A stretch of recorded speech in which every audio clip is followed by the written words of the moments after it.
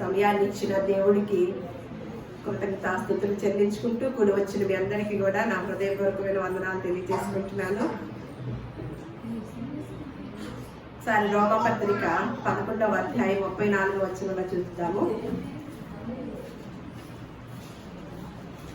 ప్రభు మనస్సు ఎరిగిన వాడెవడు? ఒక మాట అన్నమాట. ఇప్పుడున్న క్రైస్తవులైన వారందరూ కూడా, ప్రపంచంలో ఉన్న క్రైస్తవులైన వారందరూ కూడా, క్రీస్తుని నమ్ముకున్నాము అనుకున్న వారందరూ కూడా ప్రభు మనస్సును ఎరిగి ఉన్నారా? ప్రభు మనస్సు తెలియాలంటే ఎట్లా అండి? ఇప్పుడు మన ముఖ్యమంత్రి గారు ఉన్నారు కదా, చంద్రబాబు నాయుడు గారు. అందరికీ తెలుసా? చంద్రబాబు నాయుడు గారు ఎవరు? సీఎం. అందరికీ తెలుసా? మరి ఆయనకున్న అలవాట్లు ఎవరికి తెలుసు? ఆయనకి ఏది ఇష్టమైన కూర, ఏది ఇష్టమైన ఫుడ్ అనేది, ఏది ఇష్టమైనదో అనేది ఎవరికి తెలుస్తుంది? మనందరికీ తెలుస్తుందా? ఎవరికి తెలుస్తుంది? ఆయన గురించి ఆయన నడవడి అంతా కూడా ఆయన గురించి అంతా తెలుసుకున్న వారికి ఆయన ఏం తింటారో, ఏ ఆలోచన కలిగి ఉంటారో, అలాగే ఏమి ఎక్కువగా దేనికి ప్రాధాన్యత ఇస్తూ ఉంటారో అవన్నీ తన దగ్గరలో ఉన్న వారికి తెలుసు. మనందరికీ ఏం తెలుసు? మామూలుగా సీఎం అని తెలుసు, అంతే.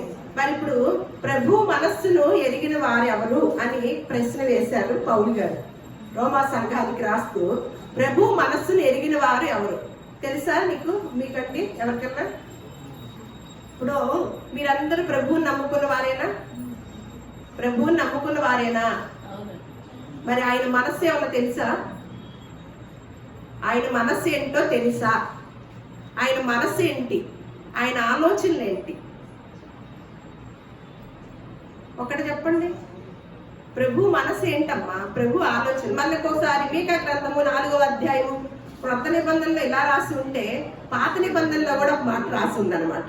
12వ వచనంలో, కళ్ళములో ఒకడు పనలు కూర్చున్నట్టు యెహోవా వారిని సమకూర్చును, అయితే వారు ఆయన తలంపులు తెలుసుకొనక ఉన్నారు, ఆయన ఆలోచన వారు గ్రహింపకున్నారంట.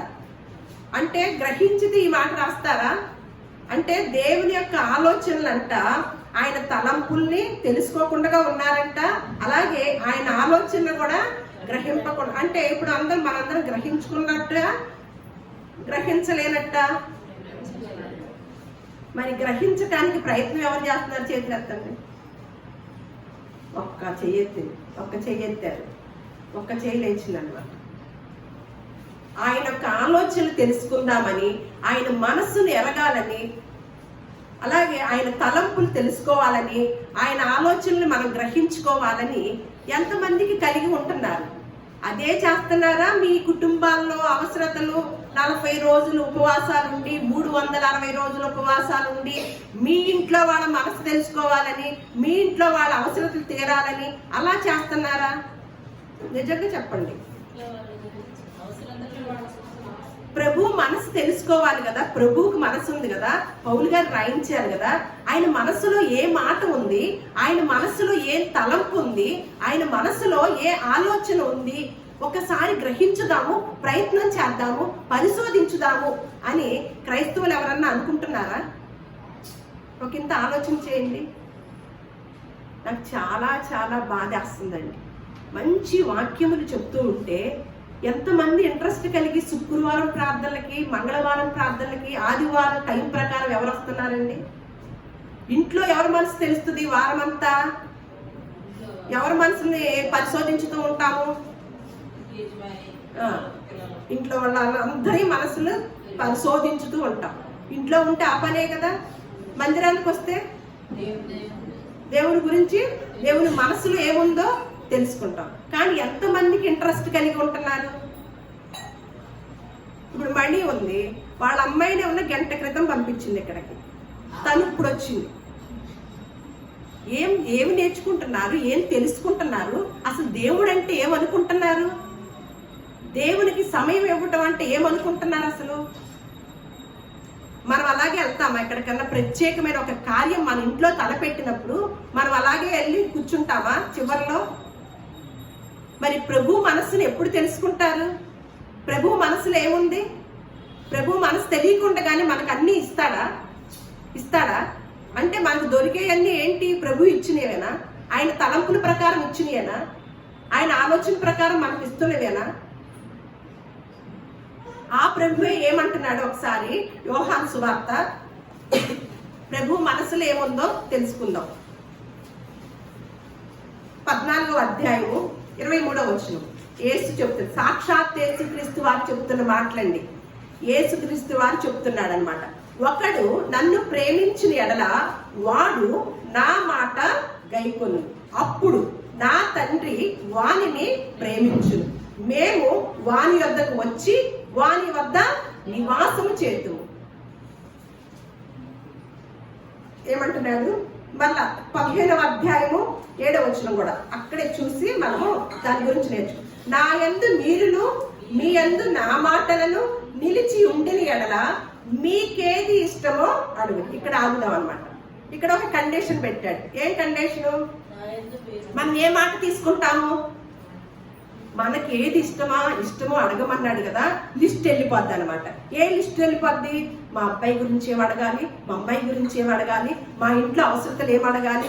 అంతేగాని కండిషన్ ని చూస్తామా ఒక కోణంలో?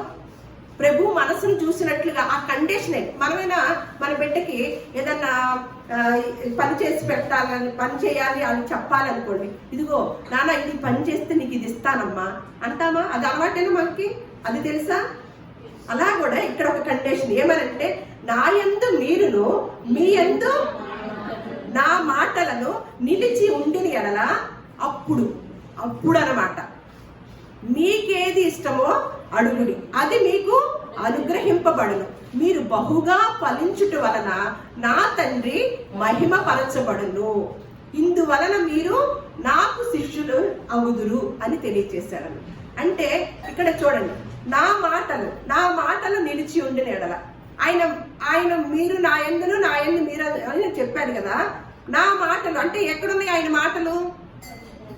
పరిశుద్ధ గ్రంథం అంతా కూడా ఆయన మాటలు కదా. ఆయన మాటల్లో కనుక మనం నిలిచి ఉంటే అప్పుడు ఏమవుతుందంట? మీకేది ఇష్టమో అడగండి, అది మీకు అనుగ్రహం. అప్పుడు ఏమవుతామంట? మనము బహుగా ఫలించటం వలన ఎవరు మహిమపరచబడతారు? నా తండ్రి మహిమపరచబడతాడు. ఇక్కడ చూడండి ఏమంటున్నాడంటే, అప్పుడు ఒకడు నన్ను ప్రేమించిన ఎడల వాడు నా మాట గైకొను. దేవుణ్ణి ఎవరైతే ప్రేమిస్తారో దేవునికి అప్పుడు ఏం చేస్తామండి? ఏం తీసుకుంటాము? నిజంగా మనం ప్రేమిస్తున్నామా? ఆయన మాటలు ఏంటి? ఎన్నున్నాయి లిస్టు? ఒకటి చెప్పడానికి ఉందా? పరిశుద్ధ గ్రంథం అంతా ఆయన మాటలు.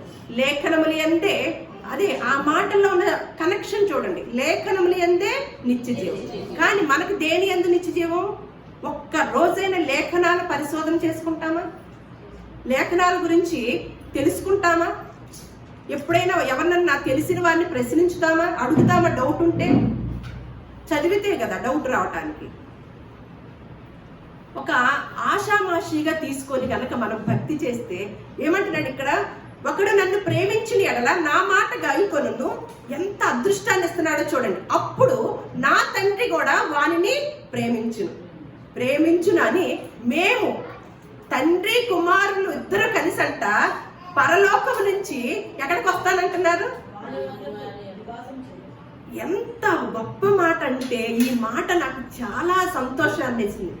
పరమందున్న తండ్రి కుమారులు ఇద్దరు కూడా అంట ఎవరి దగ్గరికి నివాసం చేయటానికి వస్తున్నారంట? మనం ఎంతమంది దగ్గర నివాసం చేస్తున్నారండి ఇద్దరు? చూడండి, నన్ను ప్రేమించిన ఎడల వాడు నా మాట గైకొను, అప్పుడు నా తండ్రి వానిని ప్రేమించును, మేము వాని వద్దకు వచ్చి వాని వద్ద నివాసం చేయ, మీరు బహుగా ఫలించుట వలన నా తండ్రి మహిమపరచబడును. ఫలించకపోతే ఏం జరిగిద్దో ఉపమానంగా సాక్షాత్తు యేసుక్రీస్తు వారే చెప్పారండి. మీరు బహుగా ఫలించుట వలన నా తండ్రి మహిమపరచబడతాడు. మరి ఫలించకపోతే ఏంటంటే పరిస్థితి? ఒకసారి లూకాసు వార్త చూడండి, 13వ అధ్యాయము 6 నుంచి 9 వచనాలు. లూకాసు వార్త 13వ అధ్యాయం. మరియు ఆయన వారితో ఈ ఉపమానము చెప్పెను. ఒక మనుషుని ద్రాక్ష తోటలో అంజూరపు చెట్టు ఒకటి నాటబడి ఉండెను. అతడు దాని పండ్లు వెదక వచ్చినప్పుడు ఏమీ దొరకలేదు గనుక అతడు, ఇదిగో 3 ఏండ్ల నుండి నేను ఈ అంజూరపు చెట్టున పండ్లను వెతక వచ్చుచున్నాను, గాని ఏమీ దొరకలేదు. దీనిని నరికి వేయుము, దీని వలన ఈ భూమియు ఏళ్ళ వ్యర్థమైపోవాలని ద్రాక్ష తోట మాలినితో చెప్పినమాట. అయితే వాడు, అయ్యా, నేను దాని చుట్టూ త్రవ్వి ఎరువు వేసి మట్టుకు ఈ సంవత్సరము కూడా ఉండనివ్వు, అది ఫలించినా సరే, లేని ఎడల నరికించి వేయమని అతనితో చెప్పాను. ఒక యజమానుడంట ద్రాక్ష తోటలో ఒక అంజూరపు చెట్టు వేసుకున్నాడంట. ఆ అంజూరపు చెట్టు ఫలాలు ఇస్తుందేమోనని, కాయలు కాస్తుందేమోనని ఎన్ని సంవత్సరాలు ఎదురు చూశాడు. వస్తున్నాడు రోజు, సంవత్సరం 3 సంవత్సరాల నుంచి కూడా చూస్తున్నాడంట, వెతుకుతున్నాడంట. అంజూరపు చెట్టు ఫలాలు కాసి ఉన్నాయేమోనని. కానీ ఒక్క ఫలం కూడా కనిపించలేదంట. వెంటనే తోటమాలిని పిలిపించి, ఇదిగో ఈ చెట్టు వలన ఈ భూమి కూడా, ఈ స్థలం కూడా వేస్ట్ కాబట్టి దీన్ని నరికి వేసే అని చెప్పడం జరిగింది అన్నమాట యజమాని. అప్పుడు తోటమాలి బ్రతుకులాడుతున్నాడంట. ఏమని? అయ్యా, దాన్ని చుట్టూ త్రవ్వి ఎరువు వేయమట్టుకు ఈ సంవత్సరము కూడా ఉండనివ్వు. దాని చుట్టూ తవ్వి ఎరువు వేసి ఇంకా బలంగా ఎదిగిద్దేమో చూద్దాము, ఈ సంవత్సరం వరకు ఉండనివ్వు, తర్వాత ఫలించితే సరి, ఫలించకపోతే నరికి వేయబడిద్దని. అంటే మనం ఫలించడం వలన ఎవరు మహిమపరచబడతాడని చెప్పారు? యేసుక్రీస్తు వారే తండ్రి మహిమపరచబడతాడు అని చెప్పారు కదా. ఇక్కడ చూడండి, ఎరువు అంటే దాని చుట్టూ త్రవ్వి ఎరువు వేస్తున్నారు. మన మన మన మన యొక్క ఆత్మలకి ఎంతవరకు ఎరువు వేయించుకుంటున్నాం? మనకి శక్తి కలిగిన వాక్యం యాకోబు రాసిన పత్రికలో ఉంటుంది. మీ ఆత్మలను రక్షించే శక్తి కలిగిన వాక్యమును సాత్వికముతో అంగీకరించండి అని ఉంది కదా. అయితే ఆ వాక్యాన్ని మనము బలంగా మనకి నాటుకుపోవాలంటే ఏం చేయాలి? వారానికి ఒకసారి, నెలకోసారి వినాలా? ఎప్పుడు వినాలి? ఎప్పుడు తెలుసుకోవాలి? దాని చుట్టూ త్రవ్వి అంట ఎరువు వేసి ఈ సంవత్సరం కూడా ఉండనిమ్ము, చూద్దాం, ఫలించినా సరే, ఫలించకపోతే నరికి వేద్దాము అని చెప్తున్నాడు అనమాట తోటమాలి. అంటే ఎరువు దేవుడి యొక్క వాక్యాన్ని సమృద్ధిగా దొరుకుతున్న కాలంలో ఉన్నామండి. మంచిగా దొరుకుతున్న కాలంలో దాన్ని ఎంత జాగ్రత్తగా పరిశోధించుకుంటున్నాము, ఆయన మాటల్లో ఎంతవరకు నిలిచి ఉంటున్నామండి. నిలిచి ఉంటే మన ఇళ్లలో వాళ్ళని ఇళ్లలోనే పెట్టి మనం వస్తామా? మనమే వినము, మనమే వారానికి ఒకసారి రావడమే కష్టం, ఇంకెవరిని తీసుకొస్తాము? మనకే దీని శక్తి సామర్థ్యాలు తెలియనప్పుడు ఇంకా మనం ఎవరికి చెప్పగలుగుతాము? ఎలా ఫలించగలుగుతాము? ఆయన మహిమ పడతాడంట మన వలన. మనం ఫలించితే, ఫలించటం ఏంటండి? ఆయన ఆత్మయ్య ఉన్నాడు, ఆయన ఆత్మని మనలో ఉంచాడు కదా. ఆయన ఏమడుగుతాడు? ఏ ఫలాలు అడుగుతాడు? ఆత్మ ఫలాలు అడుగుతాడు. అందులో ఏంటి ఆత్మ ఫలాలు? ప్రేమ, సంతోషము, సమాధానము, దీర్ఘశాంతము, దయాళత్వము, మంచితనము, విశ్వాసము, ఆశా నిగ్రహము, సాత్వికము, ఇవన్నీ కూడా ఫలాలు అన్నమాట. ఇందులో ఏ ఒక్కటి ఉన్నా ఎవరు మహిమపరచబడతారండి? తండ్రి మహిమపరచబడతాడు. ఆ తండ్రికి ఏం కావాలి? ఏ ఫలాలు కావాలి? ఆత్మ ఫలాలు ఫలించాలని ఆయన ఎదురు చూస్తున్నాడంట. ఈ సంవత్సరం అన్నా తెలుసుకుంటారేమో, ఈ సంవత్సరం అన్నా ఇంకా బలపడతారేమో, బలంగా ఎదుగుతారేమో అని ఆయన ఇంకా ఆయన మనసు ఏంటండి? ఇంకా ఆయన మనసు ఏంటి చూద్దాం. ఒక మాట అంటున్నారు, ఫిలిప్పీలకు రాసిన పత్రిక 2వ అధ్యాయం 21. పౌలు గారు చెప్తున్నారన్నమాట. అందరూ తమ సొంత కార్యములనే చూచుకొనుచున్నారు గాని యేసుక్రీస్తు కార్యములను చూడరు అంటారు. అంతే కదా? అది నిజమేనా? వాస్తవేనా? మన కార్యాలు అనుకోండి, మన పనులు అనుకోండి, ఎంత శ్రద్ధ పెడతామా? అశ్రద్ధగా చేస్తామా? అశ్రద్ధగా, ఆలస్యంగా, నిదానంగా. ఏదైనా సరే దేవుని యొక్క ఈ పరిశుద్ధ గ్రంథంలో అన్ని దేవుని యొక్క మనస్సులోని మాటలండి. నేను చాలా బాధతోనూ, నేను తెలుసుకున్నప్పుడు నేను కూడా భయపడుతూను ఈ మాటలు మీకు చేతులు జోడించి చెప్తున్నానన్నమాట. భక్తి చేస్తే, భయముతో కూడిన భక్తి చేస్తేనే మనకి ప్రయోజనం, లేదంటే అస్సలు ప్రయోజనం కాదండి. ఆయన మనసు ఏంటి? దేవుని మాటల్లో నిలిచి ఉండాలని, ఆయన గురించి, ఆయన ఆత్మ ఫలాలు మనం ఫలించాలని, ఆ తండ్రిని మహిమపరచాలని. మళ్ళా తీతుకు రాసిన పత్రిక 1వ అధ్యాయం 16వ వచనంలో, దేవుని ఎరుగుదుమని వారు చెప్పుకొందురు గాని అసహ్యులను అవిధేయులను ప్రతి సత్కార విషయంలో భ్రష్టులనై ఉండి తమ క్రియల వలన ఆయనను ఎరగమన్నట్టు ఉన్నారంట. ప్రతి సత్కార విషయంలో, సత్కార్యము అంటే మంచి కార్యము విషయాల్లో ఏమైపోతున్నారంట? మన ద్వారా ఈ సంవత్సరము మంచి కార్యముల కొరకు మనం ఎంత ఖర్చు పెడుతున్నాము, మనం ఎంత చేస్తున్నాము. మీకు ఒకటే చెప్తున్నానండి, దేవుడు చెప్పిన ఈ మాటకి, ఈ కార్యాలలో మనం గనక ఈ సంవత్సరం అంతట్లో ఎక్కడ పాలు పంచుకోకపోతే మనకు వచ్చే అన్ని వృధా పోతాయి. తెలుసా అండి? వృధా అయిపోతాయి. చిల్లి సంచిలో వేసిన సొమ్ములాగా అయిపోతున్నాడు. ఏమంటున్నాడు? దేవుణ్ణి ఎరుగుదమని వారు చెప్పుకొందురు కానీ, ఇలాగే ఉన్నారా ప్రపంచమంతా? మేము దేవుణ్ణి తెలుసుకున్నాం, అదే కదా చెప్పుకుంటానికి. కానీ అసహ్యులను అవిధేయులను ప్రతి సత్కార్యము విషయంలో భ్రష్టులనై ఉండి తమ క్రియల వలన ఆయనను ఎరగమని, అంటే పనుల్లోనేమన్నా ఎరగనట్టు ఉన్నారంట. అర్థమైందా? నేను ఎప్పుడు చెప్తాను, పనులు దేవుని స్తుతించడం అనేది రెండింటికి ఒక అవగాహన కొరకు మీకు చెప్తున్నాను అనమాట. ఇప్పుడు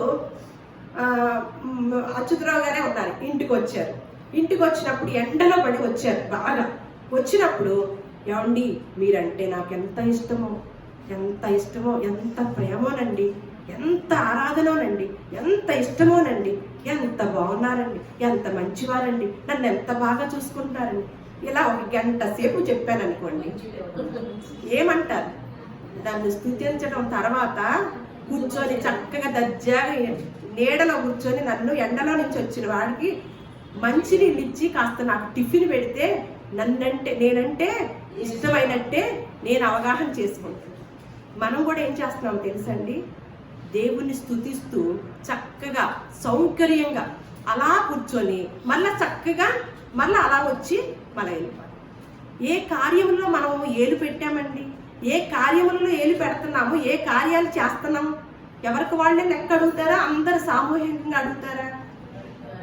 అందుకని ఎరుగుదమని అనుకుంటున్నాం, కానీ సత్కార్యం విషయంలో, ప్రతి సత్కార్యం విషయంలో భ్రష్టులై ఉండి తమ క్రియల వలన, అంటే వాళ్ళ పనుల వలన ఆయనను ఎరగనట్టుగా ఉన్నారంట.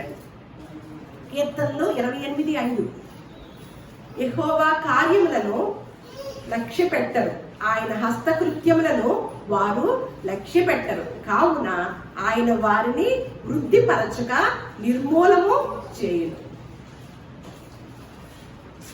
చూడండి, ఇప్పుడు దేవుని మనసు 1వ అధ్యాయంలో ఇప్పుడు మనం చదువుకున్నాం కదా, అవి తెలుసుకొని ఇక మనం ముగించుకుందాము. దేవుని మనసు మాట చూద్దాం అన్నమాట. యెషయా గ్రంథము ఇప్పుడు బాగా ట్రెండ్ కదా, ఉపవాసాలు ట్రెండ్ కాబట్టి అందరము ఎలా చేస్తున్నారు ఉపవాసాలు అనేది లేఖనాలకు అనుగుణంగా ఉంటుందా లేదా అనేది ఎంతో క్లియర్గా రాసి ఉంచినప్పటికీ కూడా ఒక ట్రెండ్ లాగా ప్రతి మందిరంలో ఇలాగే జరుగుతూ ఇలాగే నేర్పిస్తూ ఉంటే మనలో ఉన్న అలవాటుల్ని మనం ఎప్పుడు సరి చేసుకుంటాం. ఉపవాసాలు అనగానే మన కుటుంబాల కొరకు ప్రార్థన చేయటం కొరకే మనం కేటాయించుకుంటున్నాం, మన కుటుంబ అవసరతలు తీర్చుకోవటం కొరకే కేటాయించుకుంటున్నాం. లేదు, దేశ సమస్యల కొరకు కేటాయించుకుంటారు కొంతమంది ప్రపంచ సమస్యల కొరకు కేటాయించుకుంటారు. ఏవైనా సరి చేయగలవా? లేవు కదా. కానీ మనకు దేవుడు ఏం చెప్పాడు? మనల్ని వ్యక్తిగతంగా ఎటువంటి ఉపవాసం ఉండమన్నాడు అని ఇక్కడ గనక యెషయా గ్రంథం 58లో చూసినట్లయితే, దుర్మార్గులు కట్టిన కట్లను విప్పుటయు, కాడిమాను మోకులు తీయుటయు, బాధింపబడిన వారిని విడిపించుటయు, ప్రతి కాడిని విరగగొట్టుటయు నేను ఏర్పరచుకొనిన ఉపవాసము కదా. నీ ఆహారము ఆకలగొని వారికి పెట్టుటయు, నీ రక్త సంబంధికి ముఖము తప్పింపకుండుటయు, దిక్కుమాలిన బేదలను నీ ఎంట చేర్చుకొనటయు, వస్త్రహీనుడు నీకు కనపడినప్పుడు వానికి వస్త్రములిచ్చుటయు, ఇదియే కదా నాకు ఇష్టమైన ఉపవాసము. దేవుని మనసు అండి, దేవుని మనసులో ఏముందో మనం తెలుసుకుంటాం అన్నమాట. అప్పుడు అలాగున నీవు చేసిన ఎడల నీ వెలుగు వేకువ చుక్క. చూడండి, ఇప్పుడు మనం చేసే ఉపవాసాలు దీనికి ఈ లేఖనాలకి ఎక్కడన్నా పోలిక ఉందేమో చూద్దాం అన్నమాట. మనం చేసే ఉపవాసాలకి ఈ లేఖనాలకి. అప్పుడు అలాగున నీవు చేసిన ఎడల నీ వెలుగు వేకువ చుక్కవలే ఉదయించును, స్వస్థత నీకు శీఘ్రముగా లభించును, నీ నీతి నీ ముందర నడుచును, యెహోవా మహిమ నీ సైన్యపు వెనుకటి భాగమున కావలియును. అప్పుడు నీవు పిలవగా యెహోవా ఉత్తరం ఇచ్చును, నీవు మొరపెట్టగా ఆయన నేనున్నాను అనెను. ఇతరులను బాధించుటయు, మన చూడండి ఏమి నేర్చుకుంటున్నామో చూడండి. ఇప్పుడు ఇక్కడ ఇతరులను బాధించుటయు, వ్రేలు పెట్టి చూపి తిరస్కరించుటయు, చెడ్డదానిని బట్టి మాట్లాడుటయు నీవు మాని, ఆశించిన దానిని ఆకలిగొని వానికి ఇచ్చి, శ్రమపడిన వారిని తృప్తిపరిచిన ఎడల చీకటిలో నీ వెలుగు ప్రకాశించును, అంధకారం నీకు మధ్యాహ్నం వలె ఉండును. యెహోవా నిన్ను నిత్యము నడిపించును, క్షామకాలమున ఆయన నిన్ను తృప్తిపరిచి నీ ఎముకలను బలపరచును. నీవు నీరు కట్టిన తోట వలె ఎప్పుడు నువ్వు ఉబుకుచుండు, నీటి ఓట వలె ఉండదు. మళ్ళా 13కి రండి. నా విశ్రాంతి దినమున వ్యాపారము చేయకుండా నాకు ప్రతిష్ఠితమైన దినమని నీవు ఊరకుండిన ఎడల, విశ్రాంతి దినము మనోహరమైనదనియు యెహోవాకు ప్రతిష్ఠ దినమనియు ఘనమైనదనియు అనుకొని దాని ఘనముగా ఆచరించిన ఎడల, నీకిష్టమైన పనులు చేయకయు వ్యాపారము చేయకయు లోకవార్తలు చెప్పుకొనకయు ఉండిన ఎడల నీవు యెహోవా యందు ఆనందించెదవు. దేశము యొక్క ఉన్నత స్థలముల మీద నేను నిన్నెక్కించను. అవన్నీ పైన అన్ని వదిలేస్తాం. ఒక మొక్క పట్టుకొని ఈ మొక్క కనుక వచ్చింది అనుకోండి, నీవు యెహోవా యందు ఆనందించెదవు, దేశము యొక్క ఉన్నత స్థలముల మీద నేను నిన్ను ఎక్కించేదను. అబ్బా, ఈ సంవత్సరం నాకు ఇదండి వాగ్దానం. నన్నంట ఉన్నత స్థలం మీద ఎక్కిస్తాడంట. ఎప్పుడు ఎక్కిస్తాడు? నా విశ్రాంతి దినము వ్యాపారం చేయకుండా నాకు ప్రతిష్టమైన దినమున నీవు ఊరకుండని ఎడల, విశ్రాంతి దినమున మనోహరముగా ఎంచిన ఎడల, యెహోవాకు ప్రతిష్ఠ దినమని ఘనమైనదని అనుకొని దాన్ని ఘనముగా ఆచరించిన ఎడల, నీకిష్టమైన పనులు దేవునికి ఇష్టమైనవి కాదు, నీకిష్టమైన పనులు చేయకుండా వ్యాపారం చేయక ప్లస్ టోటల్గా లోక వార్తలు చెప్పుకొనక ఉండిన ఎడల, అప్పుడు ఏం చేస్తాడంట? ఈ మొక్క వచ్చింది అనమాట. ఈ మొక్క వచ్చింది. మరి సాక్షాత్ యేసుక్రీస్తు వారి అన్నారు కదా, అది చూద్దాం. అది కూడా చూసేసి మనం ముగించుకుందాం. ఉపవాసము చేయుచున్నట్టు మనుషులకు కనపడవలెనని కాక, రహస్యమందున్న నీ తండ్రికి కనపడవలెనని నీవు ఉపవాసము చేయనప్పుడు నీ తల అంటుకొని నీ ముఖము కడుగుకొను. అప్పుడు రహస్యమందు చూచుచున్న నీ తండ్రి నీకు ప్రతిఫలము ఇచ్చును. మరి యోనాది వాళ్ళు కూడా చేశారు కదా. ఆ యోనా దగ్గర ఏమైంది? ఏం మానుకున్నారండి? మనుషులందరూ తమ దుర్మార్గములను విడిచి తాము చేయు బలత్కారమును మానివేయవలనని, మనుషులేమి పశువులేమి సమస్తమును గోని పట్ట కట్టుకొనవలెను, జనులు మనపూర్వకంగా దేవుని వేడుకొనవలెను అని దూతలు నినివే పట్టణంలో చాటించి ప్రకటన చేసిరి. ఆ మాటకి నినివే పట్టణస్థులు లోబడి ఆ మాటలు తీసుకున్నారనమాట. ఆ మాటల్ని మనం కూడా ఏ మాటల్లో నిలిచి ఉండమన్నాడు? ఈ మాటలు అన్నమాట. ఈ నినివే వారు తమ చెడు నడతలను మానుకొనగా వారు చేయుచున్న క్రియలను దేవుడు చూచి పశ్చాత్తాప్తుడై వారికి చేయుదునని తాను మాట ఇచ్చిన కీడు చేయగా మాని. వాళ్ళు ఏం మానుకున్నారంట?